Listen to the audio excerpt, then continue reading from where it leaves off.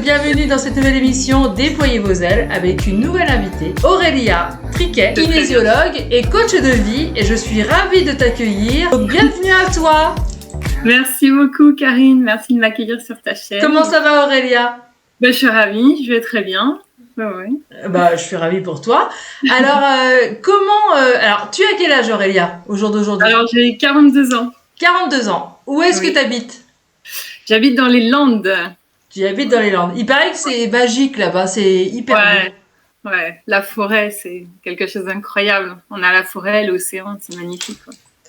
Alors, est-ce que tu peux, justement Aurélia, est-ce que tu peux nous raconter un petit peu comment t'en es arrivée là? Parce que tu as un sacré parcours quand même. Hein. Après, t'es pas obligé d'aller dans les détails, raconter tout. Mais comment t'en es arrivée justement à ce cheminement spirituel? Dis-nous tout. Voilà. Où tu veux commencer? Vas-y. Je commencerai peut-être par le début, par Saint-Jacques-de-Compostelle. C'est ce à quoi je réponds le plus. Ouais. C'est ce qui guide ma foi depuis maintenant des décennies. J'ai fait mon premier Camino à l'âge de 24 ans et j'ai jamais cessé de marcher. Donc, est-ce qu'on peut expliquer un petit peu aux auditeurs ce que c'est le chemin de Saint-Jacques-de-Compostelle? Est-ce que tu peux nous expliquer un petit peu? Bien sûr. Alors, le chemin de Saint-Jacques-de-Compostelle, alors, il peut avoir plusieurs objectifs. Hein. Ça peut être une quête de soi, une quête spirituelle, religieuse, sportive. Voilà, ça peut être beaucoup de défis envers soi-même. Ça peut être aussi un besoin de trouver des réponses à un parcours de vie difficile ou des choses comme ça. Bien sûr. Voilà.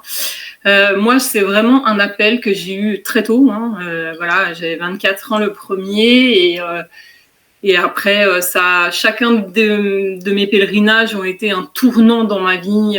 Voilà, parce que ça m'a même envoyé dans d'autres pays. Ah ouais. Et, ouais, vraiment. J'ai fait 6 pays à pied, donc. Ah oui, carrément. Et puis ça t'a amené d'autres connaissances terrestres, hein, d'autres parcours de vie, hein, certainement. Ouais, tout à fait. Exactement ça. Ouais. Je les ai fait à différentes étapes de ma vie pour différentes raisons, mais à chaque fois il y avait une quête de moi-même et puis toujours aller à la recherche de cette foi et puis de ce renforcement de foi en fait. Voilà, parce qu'on a des moments où on perd la foi et bien sûr. Et c'est vrai que la vie nous met souvent à l'épreuve et donc des fois on se sent démunis et la foi c'est vraiment quelque chose d'indispensable, en tout cas pour ma part. Oui. Je pense d'avoir la foi, ce qui pour moi est une vertu quelque part et un don aussi. Bien sûr. Ouais. Donc justement de faire cette randonnée entre guillemets, hein, cette marche de Saint-Jacques-de-Compostelle, hein, ça t'a comment expliquer, t'as plongé en toi en fait, ça fait une introspection. Oui, parce qu'à chaque fois que je suis partie, j'ai tout laissé derrière moi. Ouais. Je quitte mon travail à chaque fois, je démissionne, je quitte tout quoi. Ouais, bien sûr. Tout ça, voilà, même parfois mes compagnons de vie. Voilà pour cette quête. Enfin voilà, répondre à cet appel parce que c'est vraiment un appel, c'est quelque chose qui émane de moi comme ça et qui est plus fort que moi en fait et dès que je sens cet appel là en fait je dois partir en fait, je dois y aller, ça se met très vite en place en l'espace de quelques jours je plaque tout. Ouais, bien sûr. et voilà et je pars et voilà et je sais jamais combien de temps je pars hein. Des fois je pars plusieurs mois donc c'est vraiment c'est vraiment l'aventure parce que le chemin de Saint-Jacques-de-Compostelle, c'est quand même on marche, on rencontre différentes personnes de différents milieux sociaux et on va dans des abris, ou on va dans des Airbnb, enfin je sais pas, et ça doit être riche en rencontres justement tout ça. Ouais, c'est un chat qui te permet de rencontrer des gens que tu n'aurais jamais rencontrés dans ta vie, en fait. C'est incroyable. Et puis, sur le chemin, il n'y a plus besoin d'avoir une identité propre. C'est-à-dire que quand on est sur le chemin, on se dépouille de l'ego on se dépouille beaucoup de notre classe sociale, de nos boulots, de ce qu'on peut représenter aussi, tu vois. C'est ça. Voilà, là on est seul avec soi-même, avec notre sac à dos et nos pieds qui nous font mal. Avec notre corps qui est en souffrance, en train de se dire mais qu'est-ce que je suis en train de faire et pourquoi je fais ça. Et on passe par plein d'états émotionnels là, pendant le Camino. C'est vraiment un dépouillement en fait de soi-même pour une épuration en fait au plus près de l'âme quelque part, tu vois. Et est-ce que pendant justement ce chemin-là, Saint-Jacques-de-Compostelle, tu as rencontré ou tu as discuté, tu as échangé avec des personnes qui ont eu justement des parcours de vie, des chemins difficiles? Est-ce qu'ils se sont confiés à toi? Oui, parce que on fait jamais le Camino par hasard. On fait jamais le Camino par hasard. Il y a toujours quelque part une quête de bien-être derrière ça. Et donc, en fait, c'est vrai que souvent, on a des personnes qui le font parce qu'ils sont en grande souffrance ou ils ont besoin de rédemption aussi sur certaines choses qu'ils ont pu faire ou vivre aussi dans leur vie. Et donc, oui, on a tous quelque part un peu sa croix. Bien sûr. Voilà, et donc voilà, mais c'est vrai qu'on le fait pas tous de la même façon et pour les mêmes raisons, mais effectivement sur le Camino, il y a des gens qui le font parce qu'ils sont en grande souffrance. Moi-même sur mon avant-dernier Camino, j'avais à ce moment-là la maladie de Lyme et je le faisais vraiment parce que je pensais que j'allais plus pouvoir marcher. C'était mon dernier d'ailleurs, et j'avais vraiment espoir et cette foi de me dire mais fais-le en fait. C'était un objectif que je m'étais fixé dans ma vie. J'avais pour objectif de faire les 5 pays catholiques, qui se rejoignent en tout cas à Compostelle.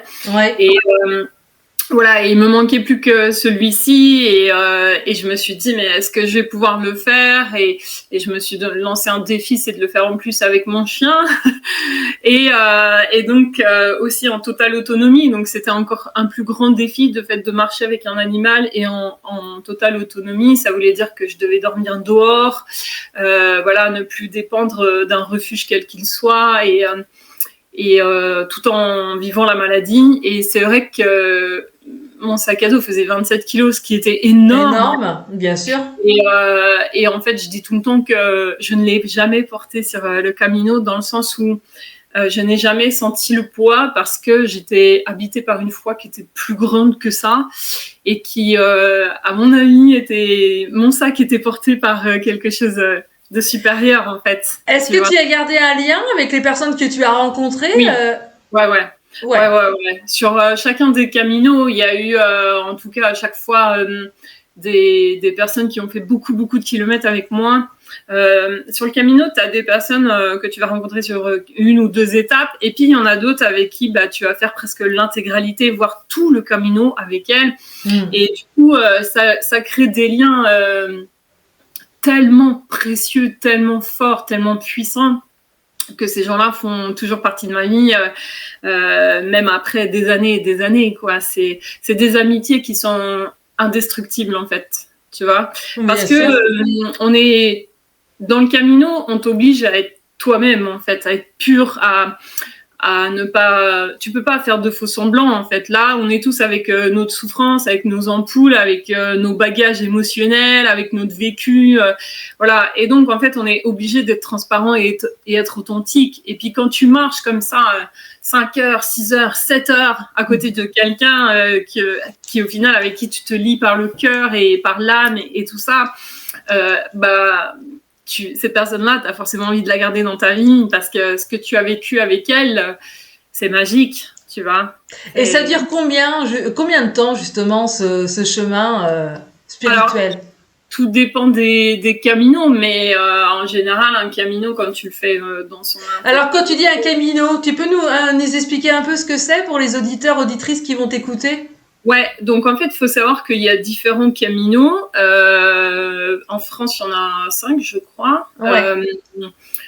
Ils ont tous pour point de chute Saint-Jean-Pied-de-Port, qui est ici au Pays Basque. Ouais. pas très loin de chez moi. Et Saint-Jean-Pied-de-Port, c'est la dernière étape en France et la première en fait avec le Mont Roncesvalles qui nous mène en fait vers l'Espagne. Et l'objectif, c'est de traverser l'Espagne à pied, voilà, pour arriver à Santiago. Et puis, si on a encore le courage, le temps et la force, on va jusqu'à Cap Finistère, voilà, qui est la balise 00, la fin du monde. Donc, vous passez pas par le Portugal, où il n'y a pas le Portugal, en fait. Alors, en fait, pas forcément. Ça dépend d'où tu pars, en fait. Ouais. Moi, j'ai fait le Portugal. Je suis partie de Lisbonne. Et donc, du coup, de Lisbonne, j'ai fait tout le Portugal à pied jusqu'à Santiago, en fait. Ouais. Ça dépend de tous les caminos. Tu vois, chaque pays, en fait, a son camino qui te mène jusqu'à destination finale, qui est l'Espagne et Santiago. Voilà. C'est formidable. Donc, t'avais quel âge quand t'as fait ça, justement? Le premier, ouais, 24 ans. D'accord. Et donc après, t'as remis un pied dans la vraie vie, dans la matière, hein, comme on dit. Oui, c'est compliqué dans la matière. Et qu'est-ce qui s'est passé justement? C'est compliqué parce que quand tu reviens, quand t'as marché comme ça pendant des semaines et voire des mois, moi à chaque fois ça dure presque minimum un mois, voire plus. Il y a un tel dépouillement de soi et du matériel qu'au final, c'est très difficile de revenir dans la vie qu'on a laissée, en fait. Moi, j'ai jamais, pour la petite anecdote, j'ai jamais pu, en fait. C'est-à-dire qu'à chaque fois que je suis revenue, j'ai complètement changé de vie à chaque fois. J'ai changé de métier après chaque camino. J'ai changé de beaucoup de choses. Et j'ai même changé de pays suite au deuxième, puisqu'au deuxième, je me suis carrément... le deuxième camino que j'ai fait, c'était l'Italie, la Via Francigena. Et là, j'avais pour objectif cette fois-ci de pas arriver à Santiago, mais d'arriver au Vatican. Et ça a été tellement fort au Vatican que j'ai posé mon sac et j'y suis restée 3 ans, tu vois. Ouais. Parti, quoi. Donc, quand on part sur un camino, faut être prêt parce que des fois, la vie, elle change, quoi. Enfin, c'est obligé. Donc quand tu m'expliquais, parce qu'on a beaucoup échangé toutes les deux en off, tu m'as dit que la vie a été compliquée pour toi, tu as eu de dures épreuves, surtout au niveau émotionnel, au niveau sentimental. T'as toujours eu, ce qui m'a plu chez toi, t'as toujours eu la volonté, cette volonté et cette force, mais vraiment cette force. Et tu as exercé le métier de fleuriste, c'est ce que tu me disais. C'est symbolique quand même, les fleurs. C'est un métier que j'ai eu beaucoup de chance d'exercer. C'est un métier qui m'a beaucoup passionnée et j'ai toujours les fleurs sur moi. Enfin voilà, ça fait toujours partie de ma vie. Voilà, aujourd'hui, je soigne avec les fleurs. C'est la fleur, elle est omniprésente dans ma vie. C'est extraordinaire. Ah bah oui. C'est ce que la nature à mes yeux, a créé de plus beau, en fait. C'est clair. Et tu me disais justement que tu as toujours été volontaire et décidée et que tu as eu des grosses épreuves, justement, parce que tu as quand même été propriétaire, enfin, tu as été propriétaire quand même d'un magasin de fleurs, que tu as... Ouais, j'étais pas propriétaire, c'était locataire. Mais tu as quand même... Voilà.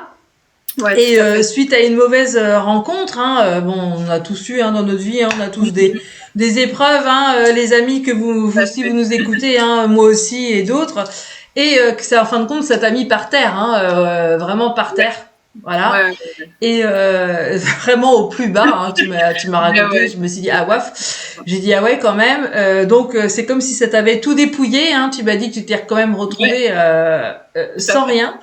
Je me suis dit, quand même, tu t'es retrouvé sans magasin, sans rien, avec des dettes, c'est ce que tu m'as... Oui, tout à fait.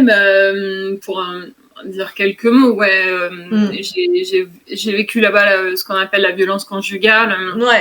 Voilà, et l'incompréhension et tout ça, carrément. Ça a été très, très loin, et donc j'ai dû... sauver ma vie et donc laisser tout ce que j'avais à ce moment-là, et donc j'ai perdu l'intégralité de mes biens. Oui, tu me disais ça, là où je vivais, et puis financièrement tout, quoi. Tout. Et par contre, tu m'as toujours dit que sur ton chemin terrestre, c'est comme s'il y avait des anges quelque part avec des grandes ailes qui t'ont porté ou qui t'ont indiqué le bon chemin. Oui, c'est ça. Moi, je suis toujours, dans chacun de mes malheurs, j'ai toujours des anges gardiens qui sont à côté de moi et qui me permettent de me relever quand j'ai plus justement la force ou que la vie me mène trop loin, malheureusement. Et c'est vrai que j'ai toujours eu ces guides, en fait, quelque part, ou ces anges, voilà, qui m'ont toujours permis de me relever, de me battre, voilà, et de reconstruire aussi. Reconstruire des choses à chaque fois, voilà, repartir de zéro. Ouais, voilà, c'est ça, hein, parce que ça a été ta vie, c'est quand même assez violent, hein. Ça veut dire on te prend tout, on t'arrache tout, hein. C'est ce que tu m'as raconté, hein. On est resté quand même plus d'une heure au téléphone et tu m'as dit qu'on t'a beaucoup déconstruit, hein, quelque part, hein. Ce que tu construisais, on te l'a déconstruit. T'as eu une expérience sentimentale assez violente. Et tu m'as parlé justement d'un épisode où, raconte un peu aux auditeurs, t'étais très attachée à ce magasin de fleurs. Et t'as été aussi, faut pas oublier que comme t'avais plus rien, t'as été en foyer pour femmes. Oui, c'est ça. En fait, bon, pour la petite histoire, j'ai dû, voilà, je me suis retrouvée à faire une EMI, voilà. Suite aux actes de violence que cette personne m'a fait. Et en fait, quand j'ai fait ce voyage de l'autre côté, et bien en fait, on m'a fait revenir dans la matière. Vraiment, on m'a fait revenir. Et quand je suis revenue à moi, en fait, c'était 2 bonnes sœurs qui étaient en train de me faire le massage cardiaque. Donc c'est quand même un message direct. C'est quand même pas rien, ouais. Ça, qu'on ait la foi ou pas, qu'on y croit ou pas, c'est quand même ce que je dis, hein, c'est quand même les personnes qui sont au service du Tout-Puissant. Tout à fait. À la lumière de Dieu, oui, tout à fait. La lumière, voilà. Et c'est vrai qu'à ce moment-là, elles m'ont portée, elles m'ont pris sur leurs ailes, hein, et donc là, elles m'ont permis voilà, de me guider et de me donner les mots-clés, en fait, pour que je puisse trouver refuge. Donc, j'ai pu me réfugier dans une église, qui était l'église de mon quartier. Et puis, à ce moment-là, les prêtres voilà, ont assuré ma sécurité et m'ont permis de trouver une famille de cœur voilà, que j'adore, qui eux-mêmes sont très engagés dans l'église. Voilà. Et qui m'ont sauvée, hein, clairement. Voilà, est-ce que tu peux dire au jour d'aujourd'hui, Aurélia, que c'est ta foi qui t'a portée et qui t'a sauvée, en fait? Je pense qu'il y a 2 choses, en fait. Dans la dimension spirituelle, oui, c'est ma foi, c'est incontestable. Mais dans la dimension terrestre, c'est le cœur des hommes, de l'humain, en fait. D'accord. J'ai toujours eu des gens qui eux-mêmes avaient la foi. Je dois le préciser parce que c'est quelque chose que j'ai pu analyser avec le recul, tu vois, que j'avais pas forcément vu avant. Mais j'ai toujours eu des mains tendues de personnes qui étaient habitées par la foi, en fait. Ouais. Et peu importe la religion, hein, vraiment, parce que j'ai rencontré des gens de toutes religions confondues. Bien sûr. Voilà, j'ai un parcours très, très particulier au niveau de ça. Et du coup, j'ai toujours eu, en fait, l'aide venait toujours de personnes qui avaient la foi.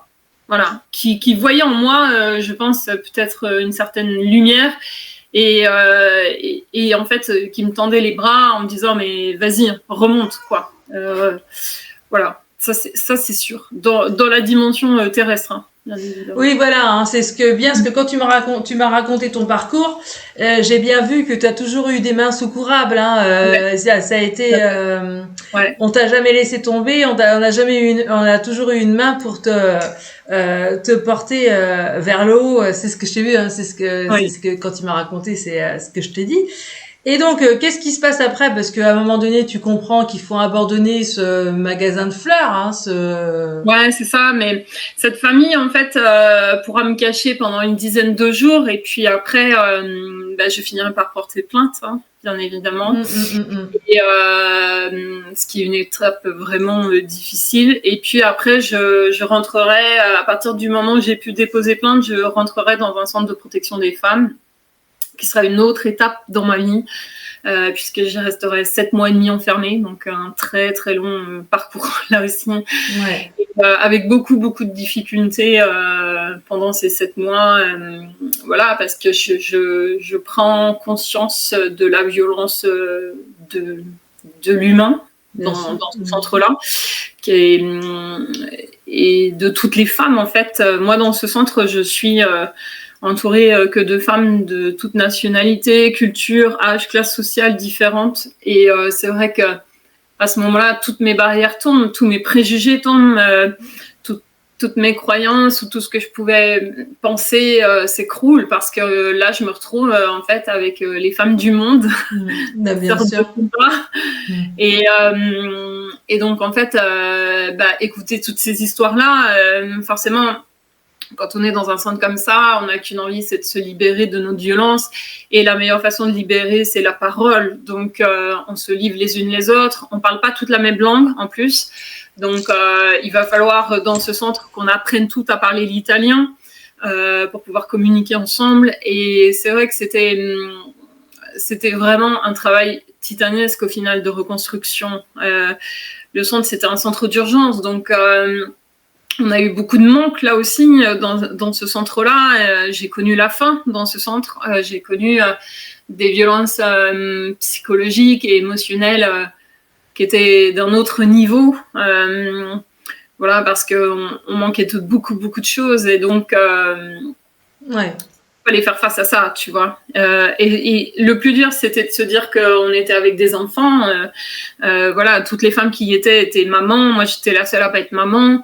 Et donc, j'ai vécu avec ces enfants-là aussi.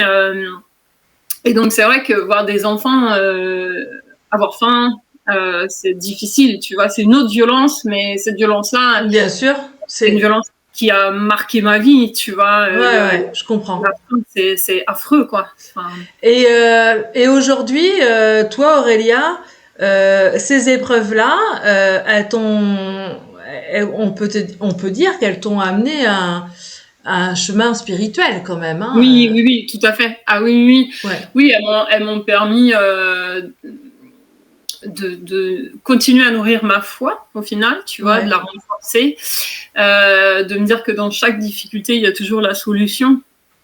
C'est vrai qu'on ne le voit pas tout le temps, mais il y a toujours une solution, en fait. Voilà. Et des fois, on est trop englué dans sa négativité ou dans tout ce qu'on vit, et il est difficile parfois de voir la lumière dans ce qu'on traverse. Mais la seule façon que j'ai trouvée à ce moment-là, c'était la gratitude, tu vois. Et je me souviens qu'on a changé toute l'énergie du centre à partir du moment où on s'est tourné vers la gratitude. Et ça nous a permis de déployer chacune nos ailes, en fait, de nous reconstruire, de se dire, OK, on n'a rien, mais qu'est-ce qu'on a ? On n'a rien, mais on a quand même un toit, on a quand même de l'eau, on n'a pas beaucoup à manger, mais on a encore à manger, tu vois. Et donc, tous les jours, en fait, je disais aux mamans et aux enfants, tournez-vous sur ce qu'on a. Voilà. Exactement. Sur ce qu'on a. On n'avait plus de vêtements, on n'avait plus rien, tu vois, et donc on s'habillait grâce aux dons. Voilà, la Caritas, on appelle ça comme ça. C'est un peu l'équivalent du Sacré-Cœur chez nous. Bien sûr. Voilà, tu vois. Et donc, en fait, je disais, mais on nous donne des vêtements. Quelquefois, on nous donnait des chaussures, on nous donnait des choses comme ça, tu vois. Des fois, on nous donnait du savon, du shampoing, enfin, des choses de l'hygiène. Et donc, à chaque fois, j'accueillais ça avec énormément de gratitude, tu vois. Et je me disais, mais c'est un plus. On a encore quelque chose en plus, tu vois. Bien sûr. C'est vrai que c'est difficile d'avoir... Enfin, j'ai eu cette transition et j'ai eu la chance, quelque part, d'avoir, à un moment donné, cette lucidité de me dire, OK, mais il faut qu'on se tourne sur ça, en fait. Parce que si on reste dans tout ce qui nous manque, et tout nous manquait, sincèrement, tout nous manquait, mais on n'allait pas s'en sortir, en fait. Et il fallait changer cette énergie-là. Et donc, la seule solution que j'ai trouvée, c'était ça. Ça t'a donné une grande leçon. Et quand tu parlais, comme tu dis, de la gratitude et tout ça à les mamans ou les dames qui étaient avec toi, elles entendaient ça ou Oui. Ouais. Alors, au début, j'ai appliqué un livre que je conseille à tous, hein, qui a vraiment changé ma vie, voilà, qui s'appelle Le Secret de Rhonda Byrne. Ouais. Et donc, en fait, bah, là, on n'avait plus rien à perdre vu qu'on avait déjà tout perdu. Ah, oui, Tu vois ce que je veux dire? Donc, en fait, je me suis dit, OK, bah, qu'est-ce qu'on va faire? On va écrire ce qu'on veut. Et donc, je me souviens que il y avait l'office, voilà, il y avait des agendas de l'année passée, tu vois, et qui du coup servaient à rien. Et donc, je les ai pris parce qu'on n'avait pas de papier, on n'avait rien, tu vois. Et donc, je me suis dit, mais ces agendas-là, ils servent à rien, mais on peut écrire dessus. Tu vois. Et donc, en fait, je me suis dit, OK, bah, je vais prendre ça, je vais prendre des stylos, voilà. Et j'en ai donné un à chacune des mamans. Et j'ai dit, à partir de maintenant, tous les matins, qu'est-ce qu'on va faire? On va écrire ce qu'on veut manifester dans notre vie. Et tous les matins, on va se lever et on va faire la prière. Voilà. Et donc, on se levait et on a eu par chance dans les femmes bénévoles, en fait, parce qu'il faut savoir que ces centres-là sont gérés par des femmes bénévoles. Qu'on appelle les opératrices. On a eu une opératrice qui, elle, était bouddhiste, maître bouddhiste, et qui m'a dit, mais Aurélia, toi, t'as tout pour toi. Je me souviens qu'elle m'a dit ça, parce que j'étais en train de me lamenter sur tout ce que j'avais pas, et elle me dit, mais Aurélia, t'as tout pour toi, tu connais les choses. Et je lui disais, mais c'est fou qu'elle me dise ça. Et donc, je suis retournée dans ma chambre, et j'ai pris, parce qu'elle m'a dit, mais toi, tu sais le secret.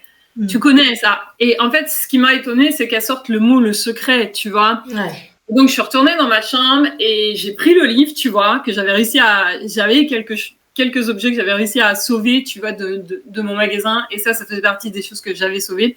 Et donc, je suis revenue dans le bureau et je lui ai dit, mais tu parles de ça. Et là, elle m'a dit, ah, et en plus, tu l'as, t'as aucune excuse. C'est une fille qui m'avait dit, mais tu vois. Et donc, elle m'a dit, à partir de maintenant, tous les matins, tu te lèveras et tu feras la prière bouddhiste. Et donc, elle m'a guidée, en fait. Donc, c'est là où elle m'a initiée au bouddhisme. C'était une religion que je connaissais pas du tout. Et donc, en fait, tous les matins, à 7h, je faisais la prière, voilà, et elle me guidait. C'était une maître bouddhiste, voilà, qui gérait très, très bien, qui connaissait très bien de quoi elle parlait. Et donc, elle m'a initiée à ça, au bouddhisme. Et donc, j'avais, voilà, le chapelet, tout ça, tibétain, enfin, voilà. Et donc, eh ben, je priais, et elle me disait, voilà, et ensuite, tu remercies et tu vas écrire ce que tu veux. Et donc, j'écrivais sur ce carnet, voilà, et donc, très vite, je me suis dit, OK, je vais faire ça, et puis, elle me disait, applique le secret. Voilà, tu l'as entre les mains, tu connais, alors tu vas l'appliquer. Et donc, j'ai commencé, voilà, à le faire, et puis, il y avait une autre maman qui s'appelait Valentina, qui était italienne aussi, et qui m'a vu faire le matin. Elle m'a dit, mais que fai? Je fais la méditation et la prière. Tu vois, je lui dis comme ça. Et elle me dit, OK. Elle me dit, ah, mais moi, je connais ça, tu vois. Elle me dit, mais avant, je faisais. Elle me dit, ah, bah, tu sais quoi, maintenant, je vais faire avec toi. Et donc, voilà, il y a eu une première maman qui m'a suivie et qui se levait et qui s'est mise à faire la prière. Et très vite, en fait, on a changé ça, tu vois. On a changé toute l'énergie du centre. C'était fou. Et donc, on a commencé à manifester des petites choses. Et je me souviens que dans le film Le Secret, ils disent, si vous y croyez pas, manifestez un café. Et c'est très drôle. Vraiment, c'est quelque chose que j'ai plaisir à raconter parce que je l'avais jamais dit, tu vois. Et donc, je me suis dit, OK, en plus, en Italie, on est dans le pays du café, tu vois. Et donc, le lendemain, je dis aux filles, OK, on va voir si je suis capable de manifester un café, tu vois. Et donc, je vais dans l'office, voilà, et il y avait toutes les opératrices et tout. Elles faisaient un check-up d'une réunion et tout. Et elles m'ont dit, mais Aurélia, qu'est-ce que tu fais là? Tu sais que t'as pas à être là et tout. Je dis, ah, mais je sais pas, j'ai un tchatcha avec vous et tout. Et là, arrive une opératrice qui fait, ah, mais je suis passée au bar et j'ai ramené des cafés. Et elle fait, ah, mais il y a un café trop. Aurélia, tu veux le café? Et donc, j'ai ri, je t'assure, c'était incroyable. Et c'est incroyable. Ouais. Mais c'était fou. Et je suis sortie et j'ai dit, allez, maman, je l'ai montré comme ça, oh, le café, j'ai le café. Elles m'ont fait Mamma mia, Aurélia. Et on a commencé comme ça, tu vois, avec le café, tu vois, le tout petit truc. Et ça m'était offert. Et puis, je crois 3-4 jours après, j'ai un prêtre de l'église qui m'avait recueilli, tu vois. Il m'avait dit, Aurélia, si tu as besoin de quoi que ce soit, n'hésite pas à demander et tout ça, machin. Et moi, je suis pas quelqu'un qui, tu vois, c'est pas dans... c'est pas quelque chose que je fais, quoi. Ouais, bah, bien sûr. Et donc, surtout que j'ai eu une éducation, on m'a toujours dit, ne demande jamais rien à personne, débrouille-toi, fais tout toute seule, enfin voilà. Et donc, en fait, j'avais juste dit, mais je voudrais avoir un téléphone et pouvoir appeler en France parce que j'avais plus rien, tu vois. Et donc, en fait, quelques jours après, on m'a offert un téléphone. C'était fou, un téléphone portable, tu vois. Ouais. Et je me suis dit, mais waouh, déjà rien que ça, c'était énorme. Et donc, en fait, dans la nuit, j'ai eu une Ricardica, on appelle ça comme ça, c'est une recharge. Parce que tu as des téléphones où tu tapes des codes et en fait, tu recharges les crédits pour pouvoir téléphoner. Ouais. Et donc, en fait, parce que quand tu es étrangère, tu n'as pas de maison, tu n'as rien. Donc, tu n'as pas de téléphone de ligne fixe, tu vois. Donc, bien sûr. Tu dois payer tes cartes au téléphone. Et donc là, j'ai eu le prêtre, en fait, qui m'a fait une donation et c'était fou. Et j'arrivais pas à voir, je me disais, mais c'est trop grand, c'est trop...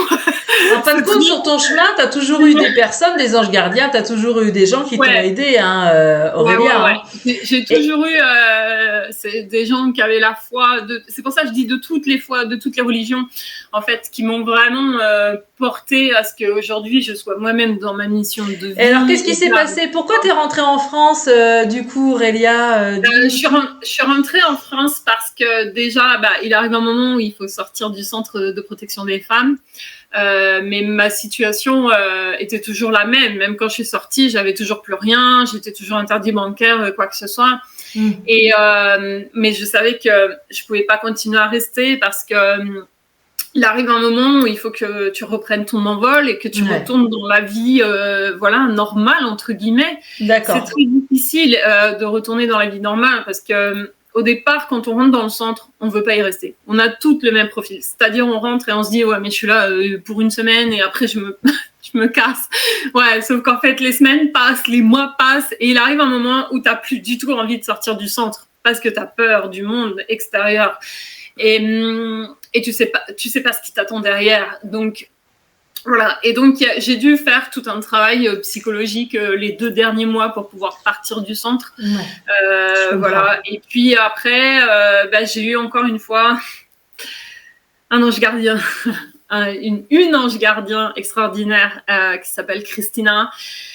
C'était une femme, enfin c'est toujours parce qu'elle est toujours en vie, heureusement, qui m'a ouvert sa porte. Voilà, quand je suis sortie du centre, j'avais nulle part où aller et c'est une grand-mère italienne et en fait l'église m'a dit, écoute, tu sais pas où aller, on va te trouver un foyer. C'est incroyable. Et donc je me souviens du prêtre qui a pris son téléphone et qui a appelé comme ça et il a demandé l'autorisation à quelqu'un de savoir si on pouvait m'héberger. Et cette personne a dit ouais, ok, moi je suis ok, mais demande directement à maman. Et je me suis dit ok, donc il a rappelé une autre personne qui était cette fois-ci Christina. Et il lui a dit, écoute, là j'ai une femme qui a 30 ans, elle est française, elle parle un peu l'italien, mais elle a nulle part où aller. Toi, je sais que tu es toute seule. Est-ce que tu serais OK pour l'héberger? Et c'était fou parce qu'elle a répondu, si, OK, va benissimo, ma quando arrivi? Et là, elle a fait, OK, mais quand est-ce qu'elle arrive? Et alors, on a tous été très surpris de cette réaction et de ce oui immédiat, tu vois. Et c'était surréel parce que et il a dit mais ha capito tutto, il lui fait mais t'as tout compris, t'as bien compris. Il a dit écoute, parce que je te demande de l'aide, mais c'est pas pour quelques semaines. Et c'est possible que cette personne, elle soit chez toi plusieurs mois, peut-être une année.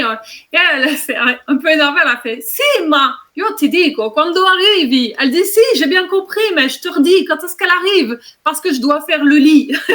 Ah oui. C'était miraculeux, tu vois. Et donc, en fait, entre le jour où on a passé cet appel-là et le jour où j'ai franchi sa porte, il s'est passé que 3 jours. Voilà. Et 3 jours après, je m'installais chez Christina. Et Christina a fait un travail extraordinaire sur ma personne puisqu'elle m'a redonné confiance en la vie, confiance en l'humain. Elle m'a redonné ma dignité, ma féminité. Elle m'a appris à faire beaucoup de choses, à manger, parce que j'étais tellement déconnectée de tellement de choses que manger c'était devenu compliqué pour moi. Le rapport à la nourriture, du fait d'avoir manqué de... J'ai encore l'émotion qui qui vient. Ouais, je comprends. Oui, bien sûr. Ouais. Et donc, cette femme-là, qui était en plus malentendante, tu vois, qui avait un appareil auditif et tout, qui avait fait une grosse opération, m'accueillir à bras ouverts comme ça, sans condition, sans rien, avec un amour inconditionnel, sans jugement, c'est magique en fait, tu vois. Et ça peut forcément venir que de quelque chose de plus grand. Et je lui ai dit plein de fois, je lui ai dit, mais qu'est-ce que je peux faire pour te redonner ce que tu me donnes? Et elle m'a dit, un jour, si la vie te met à devoir ouvrir ta porte, elle me dit, j'espère que tu le feras, parce qu'à ce moment-là, ça voudra dire que tu auras compris le sens de la vie, qu'on ne doit jamais laisser quelqu'un en difficulté. Et voilà, c'est quelqu'un qui est très pieuse et qui a une foi. Oui, voilà, c'est quelqu'un qui t'a reconstruit, qui t'a reconnecté à la vraie vie, hein, finalement, à la foi. Et après, donc, du coup, t'es revenue en France, c'est ça? Et après, après 6 mois, j'ai pu retourner en France. Et voilà, et donc quand je suis retournée en France, de suite, j'ai eu envie de repartir sur le Camino. Quelques jours après mon retour en France, je suis repartie sur le Camino parce que j'avais ce besoin de me reconnecter à la France, à la terre de mon pays, quelque part. Et donc, c'est là que j'ai fait toute la France à pied. C'est mon plus grand Camino. J'ai fait 1400 km d'une traite. J'ai marché pendant 2 mois et on dit que quand on fait le Camino de Santiago, on doit partir de la porte de sa maison native.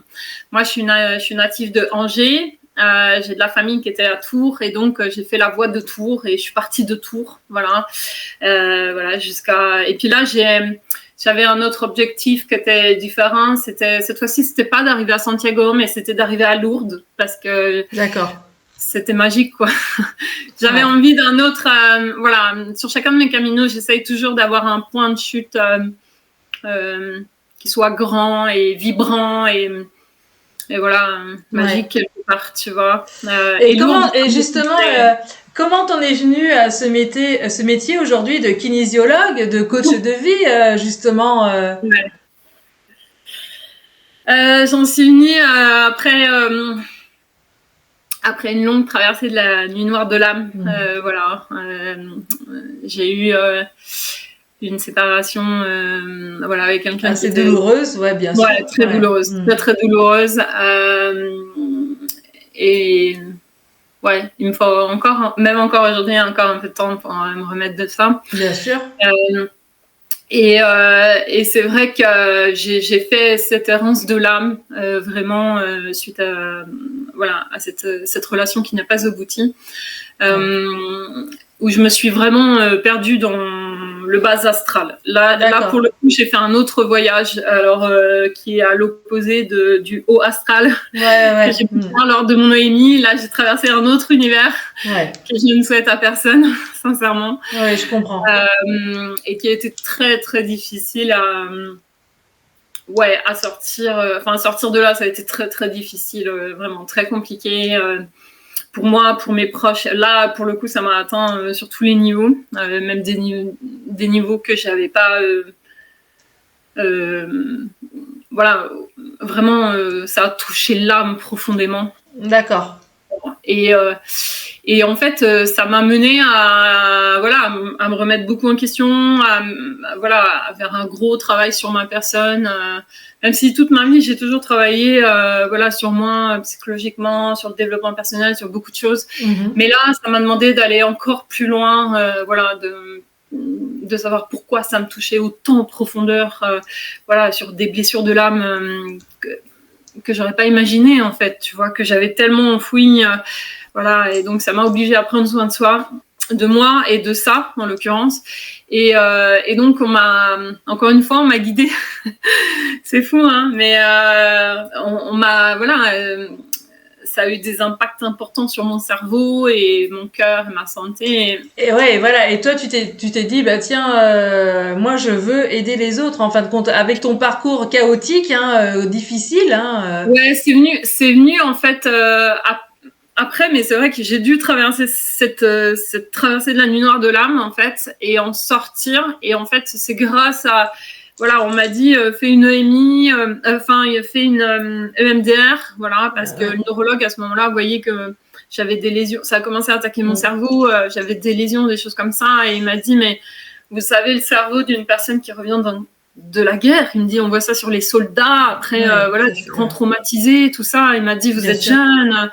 Il me dit, on comprend pas. Et donc, c'est vrai qu'ils n'avaient pas forcément la solution. Et je me suis du coup tournée vers les médecines alternatives comme l'acupuncture, la médecine chinoise, qui ont eu des résultats extraordinaires sur mon corps.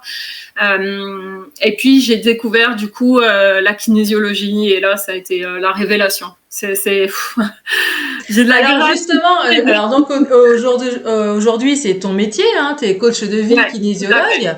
Ouais, et qu'est-ce que la kinésiologie? Est-ce que tu peux nous expliquer un petit peu? Ouais, alors la kinésiologie, ça permet justement de travailler sur tous nos blocages émotionnels, psychologiques, physiques, spirituels, transgénérationnels aussi, ou génétiques. Voilà. Et grâce à ça, moi, grâce à un test musculaire, en fait, je vais chercher les réponses qui sont à l'intérieur de nous pour pouvoir débloquer sur les méridiens tous les blocages qu'on a enregistrés cellulairement et qui nous permettent d'avancer et de croire en nous et de réaliser nos projets, nos rêves. Enfin, voilà. D'accord. Et puis nous soulager aussi de toutes nos souffrances, en fait, de nos blessures. Bien sûr. Ouais.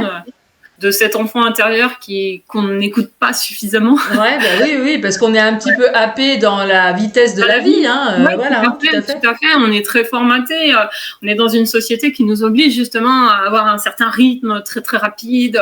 Voilà, être toujours dans l'action, toujours à devoir faire plein de choses. Et puis un petit peu dans la comparaison aussi, hein. Ah oui. Oui, bien sûr, dans la comparaison, dans la compétition, dans la performance, il faut être à son plus haut potentiel. Alors que chaque être est unique, hein, avec sa potentialité. Oui, voilà, tout à fait, c'est ça. Exactement. Et il faut prendre soin de l'humain pour ce qu'il est et pas pour ce qu'il devrait être. Bien sûr. Alors donc toi, du coup, tu exerces à domicile et en visio aussi, il me semble. Alors j'exerce à domicile, je reçois chez moi. Alors t'habites où déjà? Redis-nous à l'antenne. Moi j'habite dans les Landes à la Belle. T'habites dans les Landes, d'accord, ok. Ouais, tout à fait. Et après je fais des consultations en visuel, voilà, en visio ou aussi sur photo. Bon, c'est super. Ouais. Et donc du coup, on peut te joindre sur ton Aurélia Triquet sur ton Facebook. Ouais, tout à fait, mais aussi par téléphone. Le plus simple, c'est de m'appeler. Je réponds toujours. Ouais. Donc du coup, après, quand je vais faire le montage vidéo, je peux mettre ton numéro de téléphone aussi. Oui. Ouais. Ok. D'accord. Ouais, non mais c'est bien, et donc du coup je suppose que ça t'apporte beaucoup d'aider les autres, de les guider, de les conseiller. Ouais.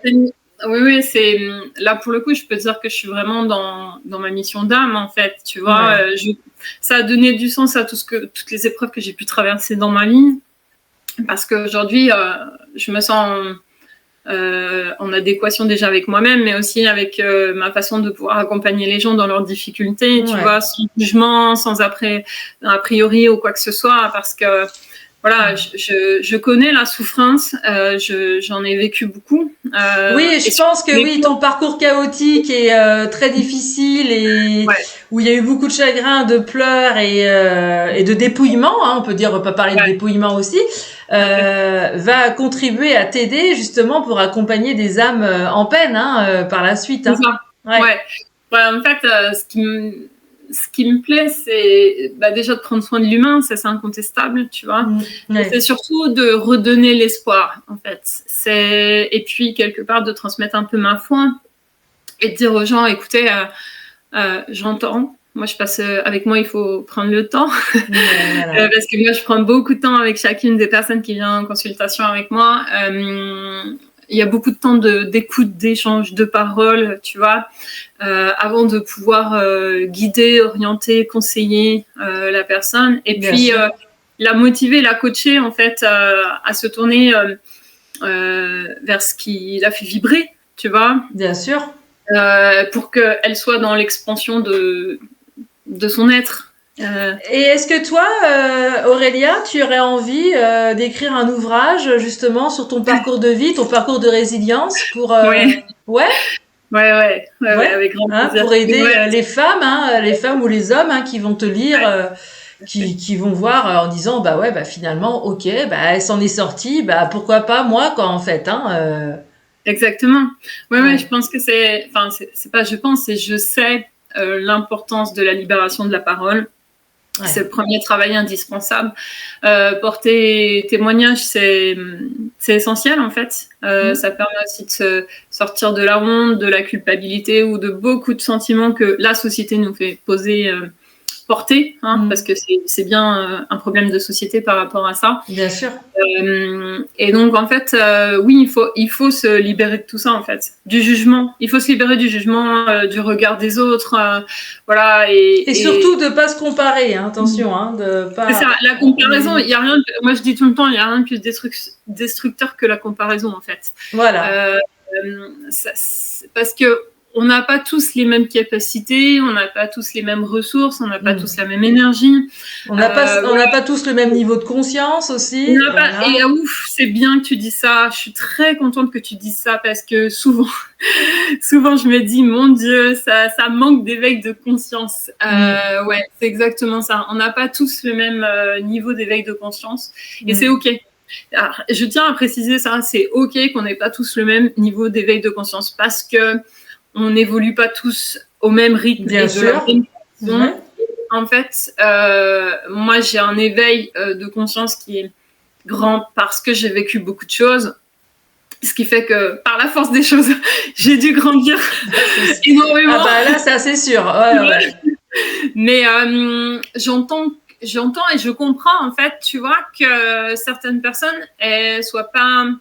Je sais pas si on peut comparer vraiment de niveau, parce que j'aime pas le terme, tu vois, mais on Mm. n'est pas au même stade d'éveil, tu vois. Ouais, bien Et sûr. ça veut pas dire que parce qu'on n'est pas au même stade d'éveil, Exactement. qu'on est meilleur ou moins bon. Ça, en Exactement. aucun cas, tu vois. Ouais. Parce que je suis convaincue qu'il y a 10 ans, il y avait des gens qui étaient au même palier que je suis aujourd'hui, tu Bien vois. sûr. Et d'ailleurs, ce sont ces gens-là qui m'ont guidée pour que je sois aujourd'hui dans cet éveil de conscience, Bien tu sûr. vois.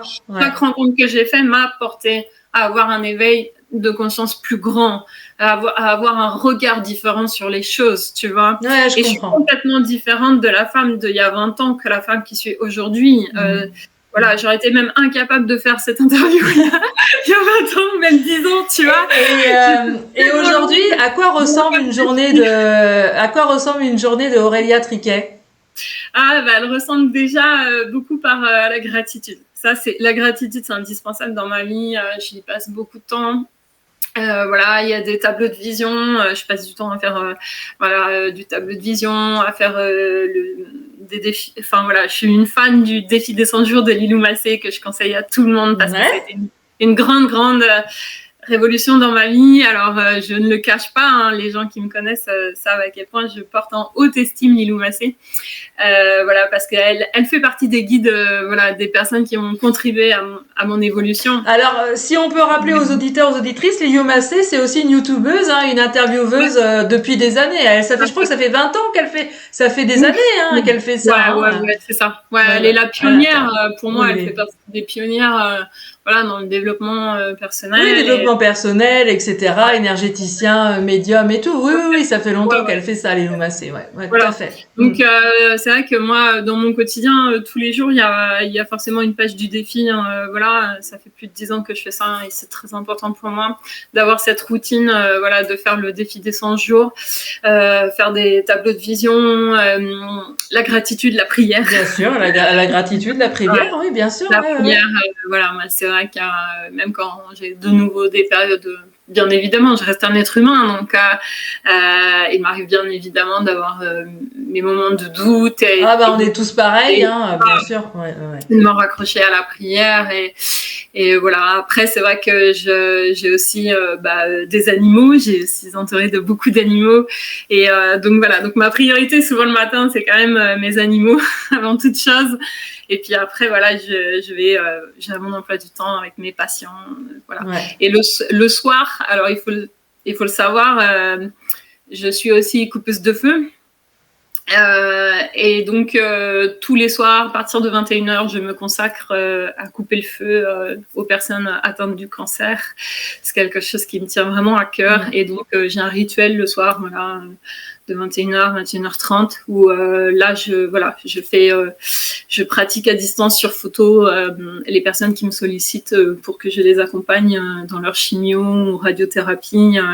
Voilà, je fais aussi les zonas ou d'autres choses comme ça, mais ce qui me tient vraiment à cœur, c'est vraiment. On te remercie justement pour voilà. Ouais, on te remercie pour ça, pour ce travail-là.